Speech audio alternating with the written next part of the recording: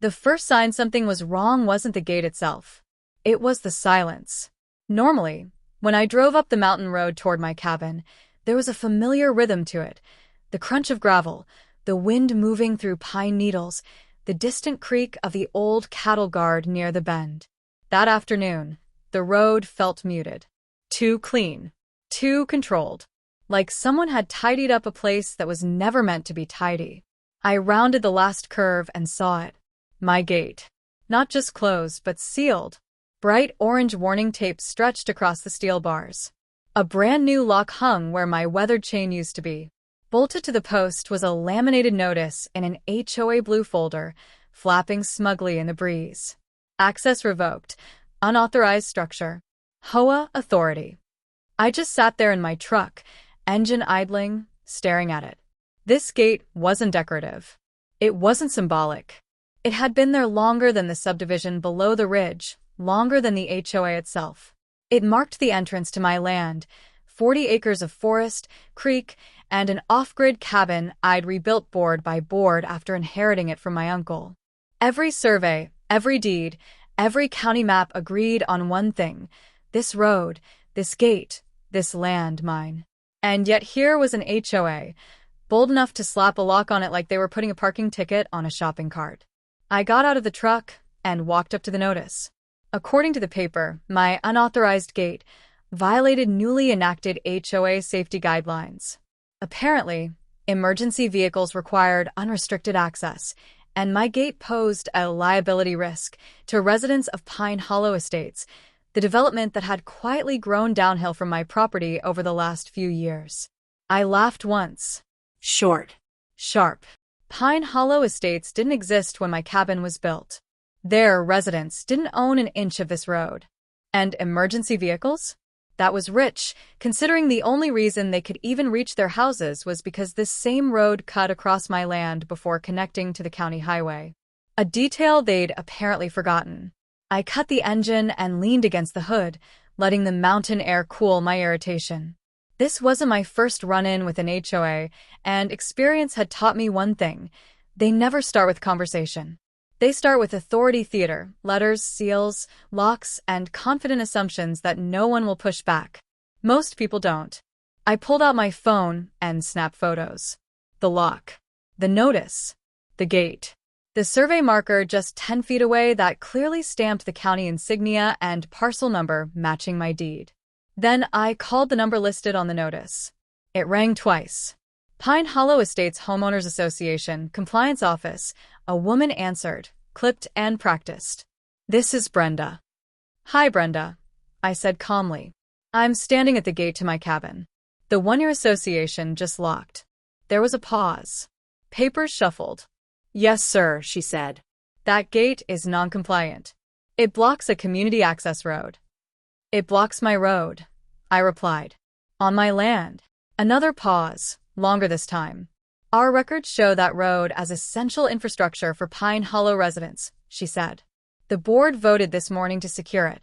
"Did the board also vote to buy my property?" I asked. Her tone tightened. "If you'd like to dispute the action, you can submit a formal appeal. Processing time is 30 to 45 business days." I smiled, though she couldn't see it. "So, just to be clear," I said, "you've locked me out of my own land." "Yes, sir." "And you're currently using that same road as the only access point for your entire subdivision?" Silence. "I'll note your concerns in the system," she finally said. "Have a nice day." The call ended. I looked back down the road toward Pine Hollow Estates. From up here, I could see the rooftops clustered neatly along the slope. Trim lawns. Identical mailboxes. A single ribbon of asphalt winding up the mountain, crossing my land, passing through my gate, and continuing on to the county highway. One road in. One road out. And now, thanks to their brand new lock, it was sealed. I didn't cut the tape. I didn't touch the lock.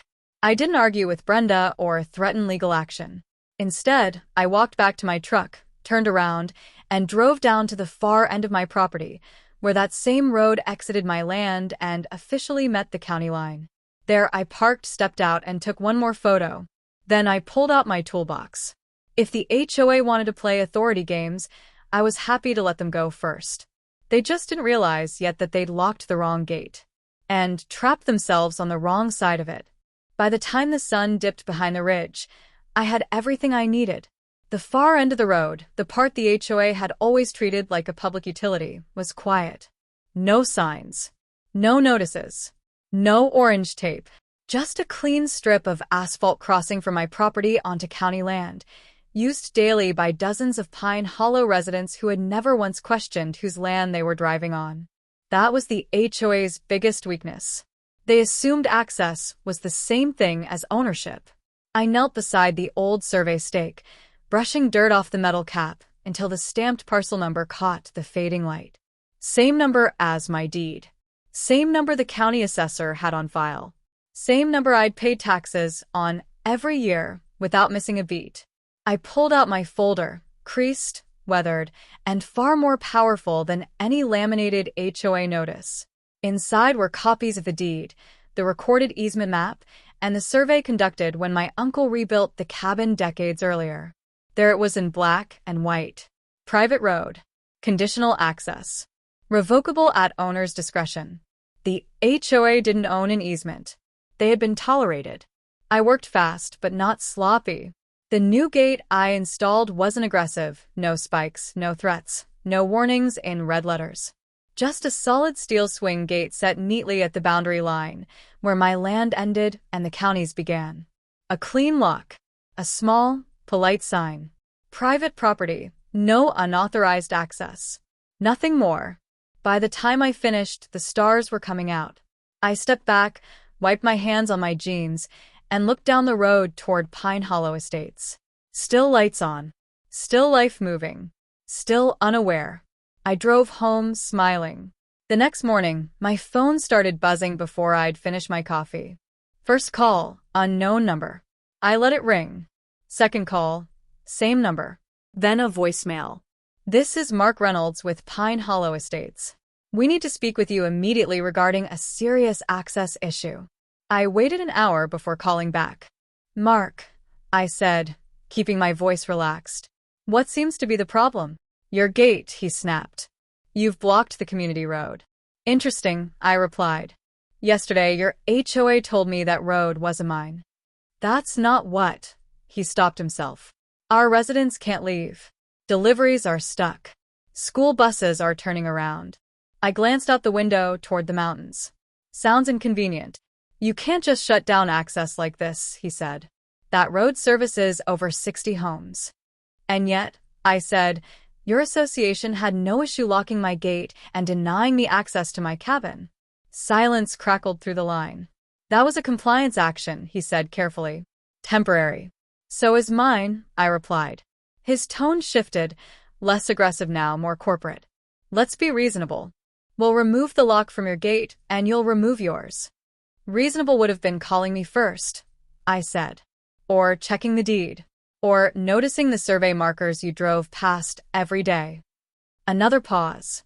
Look, he said, lowering his voice. Emergency services need that road. And emergency services, I said, can access Pine Hollow from the South Fire Road. That road isn't maintained. Neither is trespassing, I replied. He exhaled sharply. What do you want? There it was. I want my gate unlocked, I said. In writing. I want a formal acknowledgement that the road on my property is private. And I want your HOA to stop representing it as community infrastructure. That's not something I can approve on the spot. Then I can't unlock mine on the spot. The call ended without a goodbye. By noon, Pine Hollow was in full panic mode. Residents gathered near the locked gate, waving phones, pointing at signs, arguing with each other. Someone tried to pry the lock. Someone else called the sheriff. That part didn't worry me. The sheriff knew this land. 2 hours later, a patrol truck pulled up at my gate, the HOA's gate, still sealed with their own lock and warning tape. The deputy stepped out, glanced at the notice, then at the survey marker. He knocked on my window when I pulled up. Afternoon, he said. You the property owner? Yes, sir. You didn't cut their lock, he noted. Nope. You just added one of your own. On my land, I said, handing him the deed. He read it slowly, nodded once. Well, he said, handing it back, looks like they escalated something they didn't understand. Story of their lives, I said. Down the hill, HOA board members arrived, pressed shirts, forced smiles, clipboards clutched like shields. They stood behind the locked gate they'd once treated as invisible, staring up the road toward freedom they could no longer reach. For the first time since Pine Hollow Estates had been built, the HOA wasn't issuing orders. They were waiting for permission, and I wasn't in a hurry to give it. By the third day, Pine Hollow Estates stopped pretending this was a misunderstanding. It had become a crisis. The HOA's inbox was overflowing. Residents were missing work. A contractor abandoned a half-built deck. Grocery deliveries piled up at the locked gate like offerings to a very annoyed God. The Southern Fire Road, once dismissed as adequate on paper, had turned into a rutted mess after a single rainstorm, and even lifted trucks were struggling to get through. That was when the tone changed. My phone rang again, this time with a number I recognized from the county directory. "Mr. Harris," a man said smoothly. "This is Leonard Cole, counsel for Pine Hollow Estates." Of course it was. "Good afternoon," I replied. "I believe we can resolve this without further disruption," he said. "The HOA acknowledges there may have been a procedural errors." "Procedural," I repeated. "You locked me out of my land." "Yes," he said quickly. "Which is why the association is prepared to remove the lock immediately." "In writing," I reminded him. "Yes," he said. "We can do that." "And the road?" I asked. A brief pause. "The association maintains that the road has been used openly for years." "Usage isn't ownership," I said. "And tolerance isn't an easement." Another pause, longer this time. "We're willing to discuss a formal access agreement," he said carefully. I leaned back in my chair, listening to the wind outside my cabin window. Funny how discussion only starts once the exit disappears. He didn't respond. "I'll consider an agreement," I continued. "After my gate is unlocked, your notice is removed, and the HOA issues a correction to every resident stating the road is private property." "That could expose the association to liability," he said. "So did locking my gate," I replied. By that afternoon, 3 board members arrived in person. They parked on the HOA side of the gate, stepped out, and stood there in an awkward line, like kids sent to the principal's office. No clipboards this time. No laminated notices. Just forced politeness and strained smiles. "We'd like to walk the property with you," the president said. "No," I replied calmly. "You can talk from there." Their smiles faltered. "We're trying to resolve this amicably," another board member said. "Amicable would have been knocking," I replied. The president cleared his throat. "We didn't realize the road lacked a recorded easement." "That's because you never checked," I said. "You assumed." One of them gestured toward the locked road behind them. "You have to understand, we're responsible for those residents." "And I'm responsible for my land," I said. "Which you treated like a convenience." Silence settled in. Finally, the president spoke again. "What would it take to restore access?" I pointed up the road, toward my cabin, toward the gate they'd sealed without hesitation. "Start by undoing what you did today." They exchanged glances. Phones came out. Calls were made. An hour later, a maintenance truck rolled up to my cabin gate. The orange tape came down. The HOA lock was removed. The notice disappeared into the truck bed like it had never existed. The president handed me a printed letter, freshly signed. Acknowledgement of error. Temporary revocation of enforcement action. I read it twice. "Good," I said. "Now we're even." "So you'll remove your gate?" one board member asked hopefully. I shook my head. "No." "Now we negotiate." Their shoulders slumped. Over the next week, the truth settled in for Pine Hollow Estates. The road they'd built their entire community around was never theirs. Every delivery truck, every school bus, every moving van had crossed my land by permission, not right. Residents started asking questions. Loud ones. Why hadn't the HOA secured an easement? Why were dues being collected for a road they didn't own? Why did one landowner have the power to shut down the entire subdivision? The board scrambled. Meetings ran late into the night. Lawyers billed by the hour. In the end, the solution was simple and expensive. The HOA paid for a permanent, recorded easement. Market rate. Retroactive damages. Maintenance responsibility clearly defined. My gate remained, but with controlled access, on my terms, not theirs. The check cleared within days. On the final afternoon, as the new agreement was filed with the county, the HOA president stood at the gate one last time. "We honestly didn't know," he said quietly. I looked down the road, then back at him. "That's the problem. You never thought you needed to." He nodded once, then turned and walked back toward Pine Hollow Estates, an HOA a little poorer, a lot wiser, and no longer under the illusion that authority could replace ownership. As for me, I drove up to my cabin, unlocked my gate, and let the mountains swallow the road again. Some lessons only stick when there's nowhere left to go. Peace lasted exactly 9 days. That was how long Pine Hollow Estates went without sending me an email, a letter, or a friendly check-in. Long enough for the new easement to be recorded, long enough for the road to reopen under its freshly defined rules, and long enough for the HOA board to convince themselves the worst was behind them. They were wrong. It started with a convoy. I was splitting firewood behind the cabin when I heard engines, too many, too close, and moving with purpose. Not the casual hum of residents heading home, but the synchronized crawl of trucks that believed they were on official business. 3 vehicles rolled up to the gate: a white pickup with HOA decals, a rental SUV, and a contractor's flatbed stacked with fencing panels. I rested the axe against the stump and waited. The HOA president stepped out first, tie loosened, sleeves rolled like he was trying to look approachable. 2 men followed, one I recognized as the association's infrastructure consultant, the other clearly a fencing contractor who hadn't been told the full story. "Afternoon," the president called. "We're here to address a safety concern." I folded my arms. "You should stop using that phrase. It hasn't worked out for you so far." He forced a smile. "This will be quick. As part of the new easement, we need to install standardized safety fencing along the roadway." "On your side?" I asked. "Along the entire corridor," he said. "That corridor runs through my land," I replied. "And your easement doesn't include construction rights beyond the road surface." The consultant stepped forward. "Actually, the language allows for reasonable improvements." "Reasonable," I repeated. "Defined where?" He hesitated.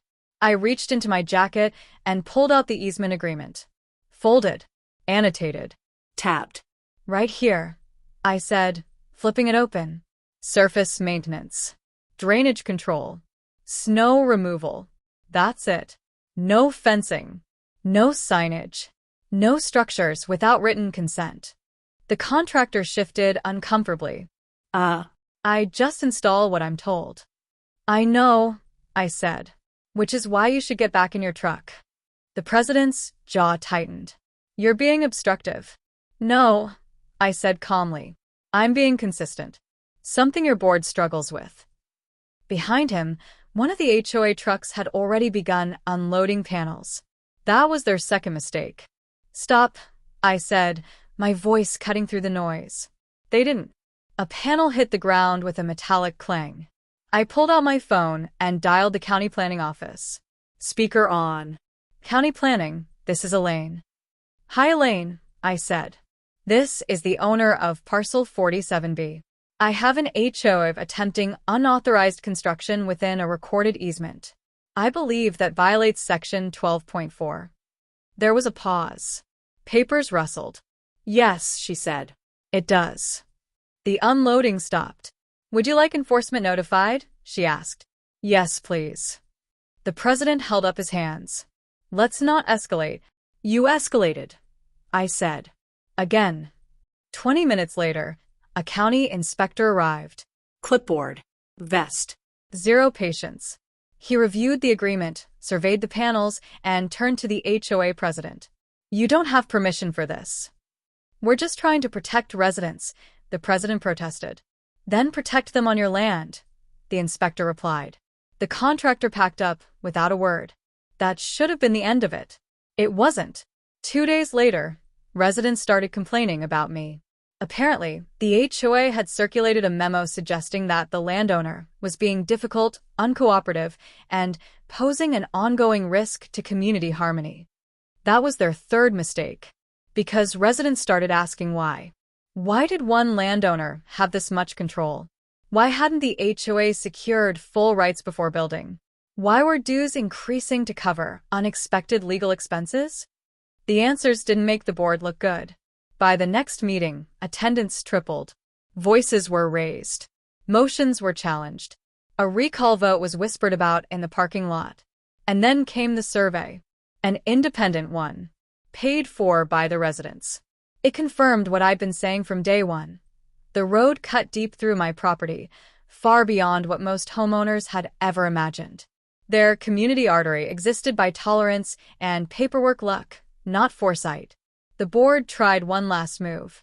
They proposed purchasing a strip of my land outright, below market value. I didn't laugh. I declined. A month later, the HOA president resigned. 2 board members followed. The new board sent me a letter, not a notice, not a demand, but an apology. Real this time. Signed by every remaining member. They asked for a meeting. I agreed. We sat at a folding table near the gate, mountain wind carrying the scent of pine and dust. No lawyers. No consultants. Just people who finally understood where the line was. We won't overstep again, the new president said. I nodded. Good. Because the land hasn't changed. Only your understanding of it has. When they left, I locked the gate behind them, not as a threat, but as a reminder. Authority doesn't come from seals, signs, or titles. It comes from knowing where you stand, and whose land you're standing on. By the time summer rolled in, Pine Hollow Estates looked different.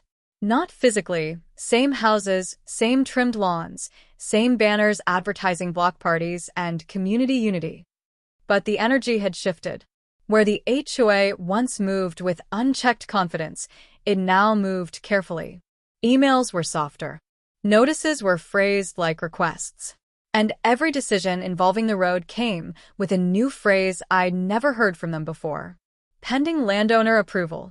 I noticed it the first time a maintenance truck slowed at my gate instead of breezing through like it owned the place. The driver rolled down his window, nodded politely, and waited for the access code to cycle. Progress. I was repairing the porch rail when the new HOA president arrived alone.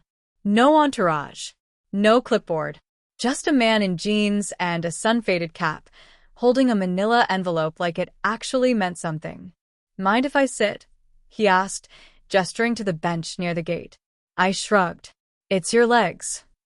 He smiled nervously and sat. We've been going through old records, he said. Really going through them this time. That's usually when problems show up, I replied. He nodded. They did.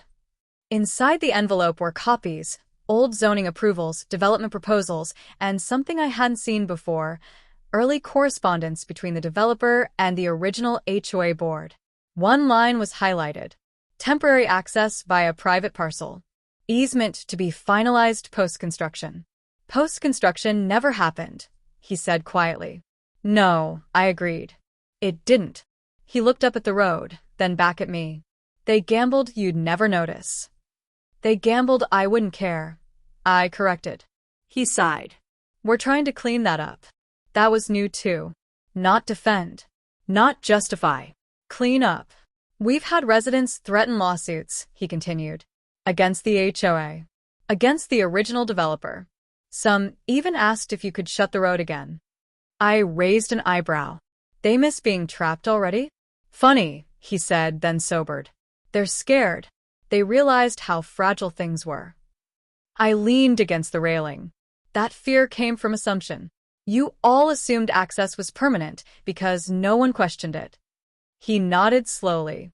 We don't want to make that mistake again. He slid a document across the bench. An amendment. Clearer language. Stricter limits. Explicit acknowledgement that the road remained private property with conditional access. No expansions. No structural changes. No enforcement actions, ever. without my written consent. In return, the HOA committed to something they'd never done before: transparency. Every resident would receive a copy of the agreement. No spin. No footnotes. Just facts. Why? I asked. Because, he said, authority only works when people trust it. And right now, they don't trust us. I read the amendment twice. Why bring this to me instead of a lawyer? I asked. Because lawyers turn this into a fight, he said. We're tired of fighting. That part sounded honest. I signed. A week later, Pine Hollow held a community meeting. I didn't attend, but I heard about it. Residents really learned, how close they'd come to losing access permanently. How much money had been wasted fixing a problem that never needed to exist.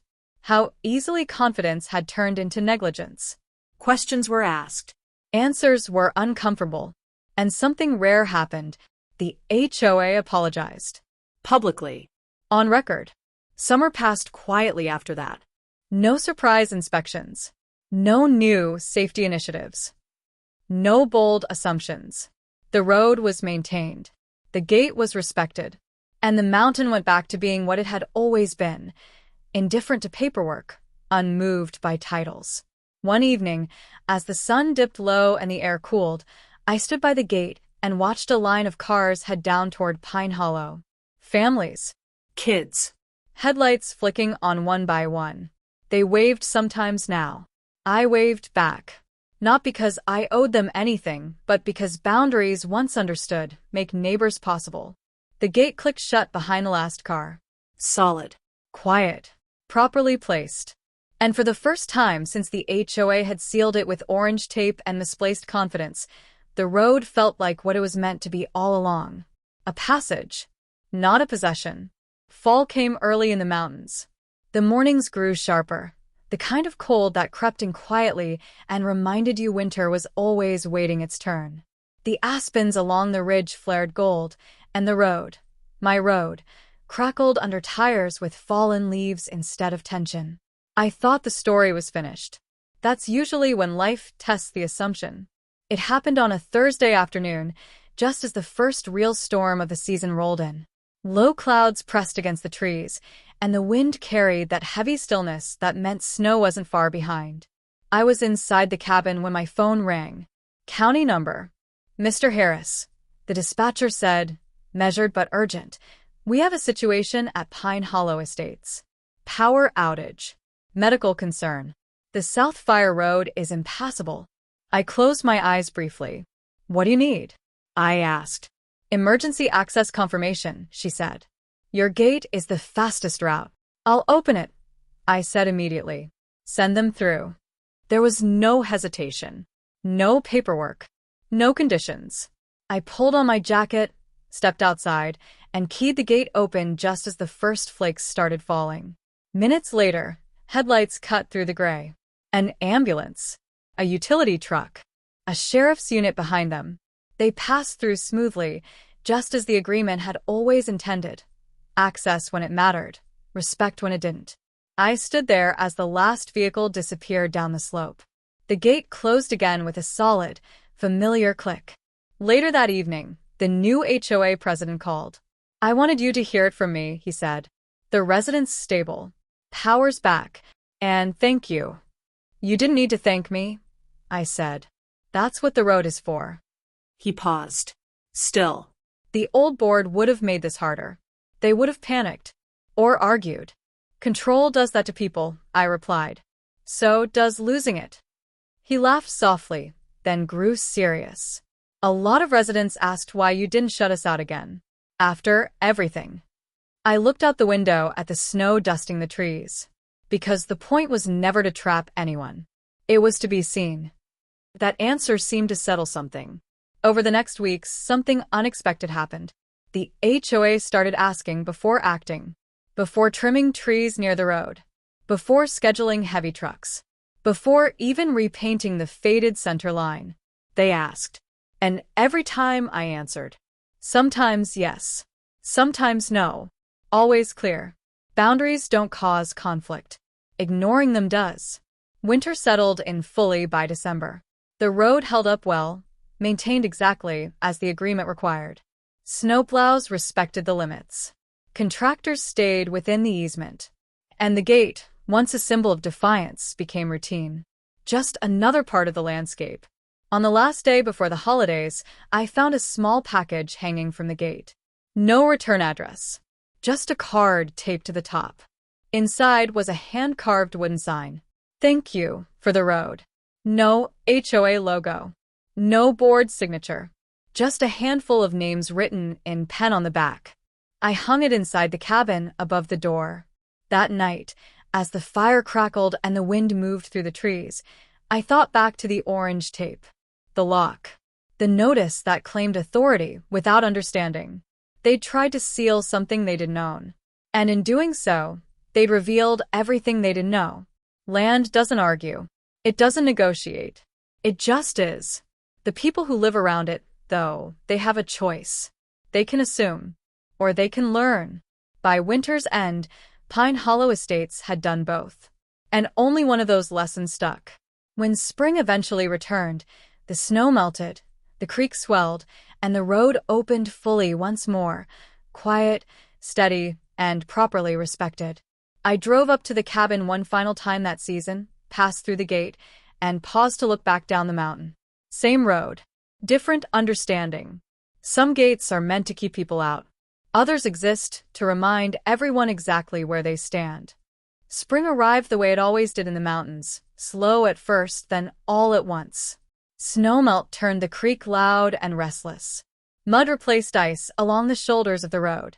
And Pine Hollow Estates emerged from winter blinking, busy, and strangely careful. That caution wasn't fear anymore. It was awareness. I noticed it in small things. A contractor stopping to double-check his permit. A landscaping crew measuring twice before parking equipment. An HOA email forwarded to me by the president, not to ask permission, but to confirm understanding. No action planned within easement. Just keeping you informed. That alone told me everything had changed. One Saturday morning, I was repairing a section of split-rail fence when a familiar sedan pulled up to the gate. The new HOA president stepped out, followed by two residents I hadn't met before, a middle-aged couple, dressed casually, nervous but determined. They asked if they could speak with you, he said. I nodded. As long as it's a conversation. The couple introduced themselves as Tom and Rachel. They'd lived in Pine Hollow for 5 years. Long enough to believe the road was a given. Short enough to realize how wrong that belief had been. We just wanted to say something directly, Rachel said. Not through the board. Not through letters. Tom nodded. We were angry at first. Confused. It felt like we were being punished. I listened. Then we learned what actually happened, Rachel continued. About the gate. About the lock. About how no one ever asked you. Tom cleared his throat. That wouldn't have been okay with us. I leaned against the post. But it was okay when you didn't know. They both nodded. Not defensively. Honestly. That's on us, Rachel said. We trusted the HOA to handle things correctly. We didn't think about who was affected. The president shifted, letting them speak. We wanted you to know, Tom added, that a lot of us understand now. And we appreciate that you didn't make things worse when you could have. I considered that. I didn't do this to teach a lesson, I said. I did it to protect my land. The lesson was optional. They smiled, relieved. Before leaving, Rachel gestured toward the road. It's funny. We drive it every day, but now we see it. After they left, I stood there longer than usual. That was the real change, not paperwork, not amendments, not easements. Awareness. The HOA president stayed behind. We're updating our governance rules, he said. Mandatory property verification before any enforcement action. Independent review. No more assumption-based authority. Good, I said. That should have been Rule 1. He nodded. It is now. By late spring, Pine Hollow Estates felt normal. Kids rode bikes along the lower section of the road. Neighbors waved.